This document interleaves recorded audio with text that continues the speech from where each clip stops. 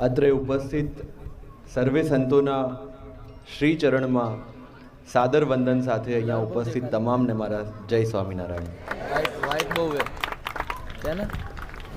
પહેલો એવો ધાર્મિક કાર્યક્રમ છે મહીસાગરમાં કે જેમાં ઉપસ્થિત થવાનો આજે અવસર મળ્યો છે। આમંત્રણ ઘણા બધા આવેલા, પણ ક્યાંક ક્યાંક કામની વ્યસ્તતાને કારણે નહોતું જવાયું। પણ આજે જેપીભાઈનો ફોન આવ્યો અને અનુકૂળતા હતી તો મને લાગ્યું કે મારા જિલ્લાના લોકો વચ્ચે જઈ આવું।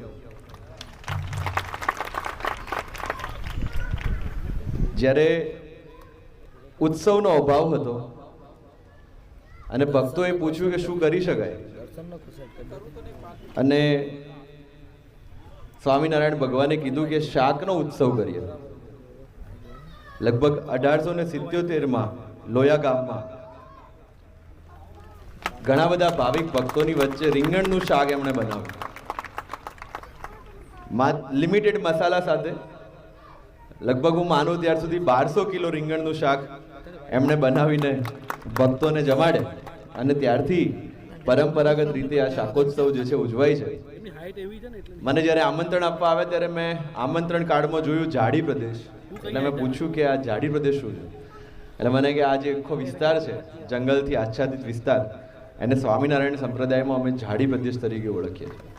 એટલે આજે લાલજી મહારાજનું જાડી પ્રદેશમાં જાડી પ્રદેશના એસપી તરીકે સ્વાગત કરું છું, અને આશા રાખીએ છીએ કે જે ભાવથી જે એકાત્મથી અહીંયા બધા બેઠા છે એ જ ભાવના એ જ એકાત્મ સાથે આપણે આપણું જીવન પણ જીવીએ, અને જિલ્લાની અંદર તમામ પ્રકારે કાયદો અને વ્યવસ્થા જાળવવામાં પોલીસને પણ એ જ રૂપે આપ બધા મદદરૂપ થશો એવી અહીંયાથી ખાતરી આપના વતી લઈને જાઉં છું। કાર્યક્રમમાં મારી ઉપસ્થિતિ અચાનક છે એટલે હું બહુ સમય નહીં લઉં, કારણ કે મારે પણ પછી નીકળવું છે। પણ 3 વાતો જે મારે કહેવી છે। કોઈ પણ ધર્મ, કોઈ પણ સંપ્રદાય, અને જે લોકો એ ધર્મ કે સંપ્રદાયમાં માને છે એમને હું એટલા માટે બિરદાવું છું કારણ કે દરેક ધર્મ, દરેક સંપ્રદાય આપણને બીજું તો કંઈ નહીં પણ જીવન કઈ રીતે જીવવું અને મૂલ્યનિષ્ઠ જીવન કઈ રીતે જીવવું એ હંમેશા શીખવાડતા હોય છે। આપણી શ્રદ્ધાનું વજન ઓછું કે વધારે હોઈ શકે, પણ એ જે શિક્ષાપત્રીમાં લખેલા વચનો છે કે સદગુરુના મોઢે કહેવાયેલી વાણી છે કે આ સંતોનું જે જીવન છે એની અંદરથી શીખીને માત્ર થોડા મૂલ્યો, એક માણસ તરીકે મારે શું કરવાનું છે, એક માણસ તરીકે મારે શ્રદ્ધાપૂર્ણ જીવવાનું છે, મારાથી કોઈ પણ જીવજંતુ, પશુ કે માણસને અન્યાય ના થાય, એને દુઃખ ના થાય એટલી કાળજી રાખવાની છે, અને જ્યાં જ્યાં મારી નજર જાય છે ત્યાં મને હરિ દેખાય, આટલી વસ્તુઓ જો આપણને આવડી જાય તો જીવનની અંદર બીજું કશું જ કરવાની જરૂર નથી।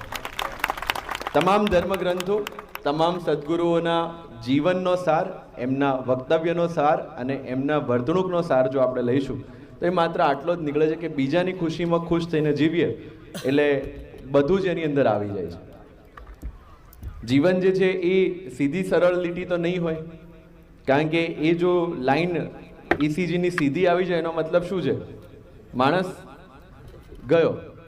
એટલે આપણે જ્યારે કાર્ડિયોગ્રાફ કરાવીએ છીએ ત્યારે એની લાઈન જે છે ઉપર નીચે આવે છે। જીવનનું પણ એવું જ છે, ક્યારેક ખુશી, ક્યારેક દુઃખ, પણ એ બધાથી લિપ્ત થયા વગર જેમ કાદવની અંદર કમળ ખીલીને રહે છે અને પોતાની સુંદરતા અકબંધ રાખે છે, એમાં સંસારની અંદર આપણે પણ કમલવત રહીએ અને આ બધી જ મોહ માયા જે છે ટચ કરીને આપણને નીકળી જાય એવી સમજણ અને એવી ભાવના આ બધાની અંદર, આપણા સૌની અંદર વિકસિત થાય, અને જે રસ્તો આપણા સંતોએ બતાવ્યો છે રસ્તા પર આગળ જઈને આપણે બધા પણ અમરપદ પામીએ એવી ભગવાન શ્રી સ્વામિનારાયણના ચરણોમાં પ્રાર્થના સાથે ફરી મને અહીંયા બોલાવ્યો અને આપ બધાનો પ્રેમ આપ્યો બદલ ખૂબ ખૂબ આભાર।